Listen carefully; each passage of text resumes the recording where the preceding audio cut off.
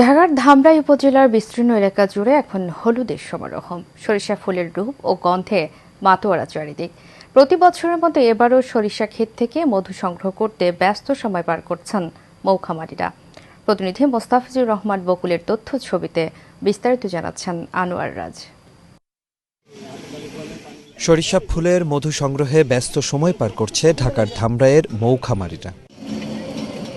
উপজেলার ফোর্ডনগর, মধুডাঙ্গা, বালিয়া, খার্তাসহ প্রতিটি বিল অঞ্চলের সরিষার ক্ষেতের পাশে বসানো হয়েছে মধু সংগ্রহের বাক্স। মধু সংগ্রহের পাশাপাশি খামারিরা সরাসরি খামার থেকে মধু বিক্রিও শুরু করেন। সরিষা ক্ষেত ঘিরে লাভের স্বপ্ন বুনছেন কৃষক ও মৌখামারিরা।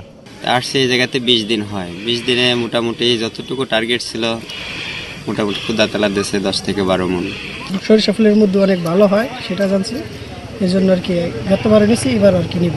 এইখানকার মধু আমি খেয়ে দেখছি যে অনেক ভালো। এর আগের বারও নিছি, এইবারও আসছি নেওয়ার জন্য। যতটুকু আমি আইসা জানতে পারলাম যে এখানকার মধুর মানটা খুব গুণগত মানটা খুব ভালো।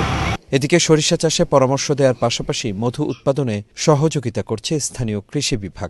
যেহেতু মধু পাচ্ছেন, সাথে হচ্ছে সরিষার আবাদটাও বেশি হয়েছে, সরিষাও পাচ্ছি, ভোজ্য তেল আর এক দিক থেকে মেডিসিনাল মধু পাচ্ছি। কৃষকদের মধ্যে অনেক সময় ধারণা থাকে যে মৌমাছির মাধ্যমে মনে হয় তার ফুলের সমস্যা হবে, সরিষার সমস্যা হবে, অথচ এটা সমস্যা হয় না, বরং মৌমাছি প্রাকৃতিকভাবে ফুলগুলোকে আর নিরাপদ করে দেয় এবং সরিষার আবাদটা এবং উৎপাদনটা অনেক বেশি বাড়ায় দেয়।